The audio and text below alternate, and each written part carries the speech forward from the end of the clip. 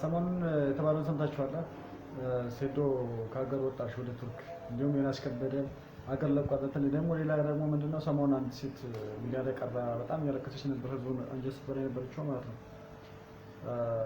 ባሏን ከ10 ምናምን ዓመት በፊት ወደ በረሃ ኑሮ ለማሸነፍ ያው ከተማ ላይ ኑሮ ከአዲስ አበባ ወጥቶ ወደ በረሃ ስራ ይሰማራል ማለት ነው። በዛን ሰዓት ባልሽ ሙቷል ምናምን ተብላ ተመርዶ ተነግሯት ምናምን አዝና ተቀምጣ ሳለ አሁን የሆነ ጊዜ ስራ ፍለጋ ምናምን ብላ ስራ ለመቀጠር የሆነ ቦታ ስትገባ ባሏ የማናጀር ሆኖ አገኘችው ማለት ነው። ሚስት ነኝ ወይ ምናምን ብላ ስታለቅስ የሚያሳዝን መልሷታ እና ስለነሱ እናወራ ይሆናል ማለት ነው። ቪዲዮ እስከ መጨረሻው ተመልከቱ።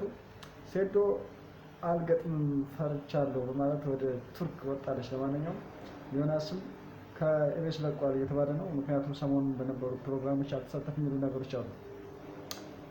እሺ አሁን ወደ ሴዶ ወደ ቱርክ ፈርቶ ያው ለቆዳል። አብዛኛውን ግን እሱ ያው ማስታወቂያ ለመስራት ይመስለኛል እንጂ ፈርቶ ላይሆን ይችላል። አንደኛ ለህዝቡ ብዬ እገጥማለሁ ምናምን ብላለች፣ ትገጥማለች ብዬ አስባለሁ። አበዛ ፈርቶ በዛ ቀረ ማለት ከዛ በኋላ ማንም ቼክ አያደርገውም።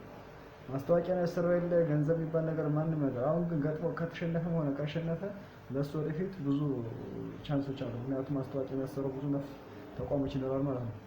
አሁን ግን ፈርቶ እውነቱን ከሆነ ግን ከዛ በኋላ ማንም ቼክ አያደርገውም እና ያው ሁሉ ሰው ሲደባደብ ስንት ብሪኬት ሲሰብ በመኪና ሲጎትት እያየ ነው።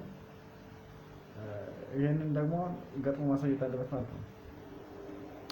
አለበለዚያ ግን ከባድ ነው የሚሆንበት ለሱ።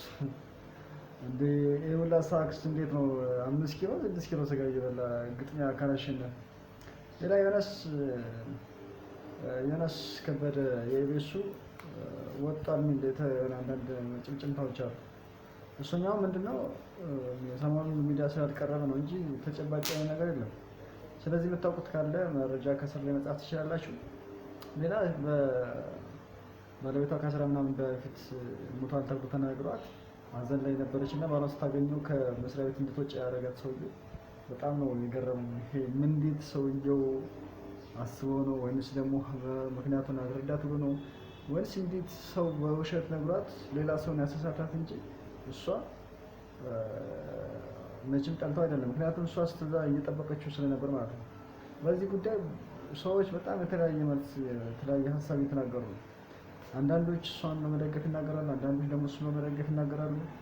ግን እኔ በጣም ማለት ሰውየው ቼክ ማድረግ ነበረበት አሁን የራሱን ላይፍ ከመጀመሩ በፊት ወይም ደግሞ ምክንያት ለራሱን ላይፍ ቢጀምር እንኳን ሚስቱ ልትረዳ ትችላለች። ምክንያቱም ወደዚህ ህይወት ለማሸነፍ ሊወጥ ይችላል እንደዚህ ነገር ነው ምናምን በፒስ ነው የምታየው ሚስቱ ብትኖረው ራሱ ማለት ነው።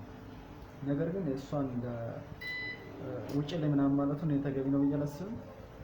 እናንተ ደግሞ እንደዚህ አይነት ነገር ቢያጋጥማችሁ ለምሳሌ እናንተ ቤተሰቦች ወደ ሌላ ወይም ደግሞ እናንተ አባት እንደዚህ አይነት ነገር ትሮ እንደዚህ አይነት ታሪክ ቢገጥማችሁ እናንተ እንዴት አድርጋችሁ ማኔጅ ታደርጋላችሁ የሚለውን እስቲ ሀሳባችሁን በኮሜንት አሳልፉልኝ። ቀጣይ ቪዲዮ እንፖስታለን። ይመቻችሁ። መልካም ጊዜ እመኝላችኋለሁ።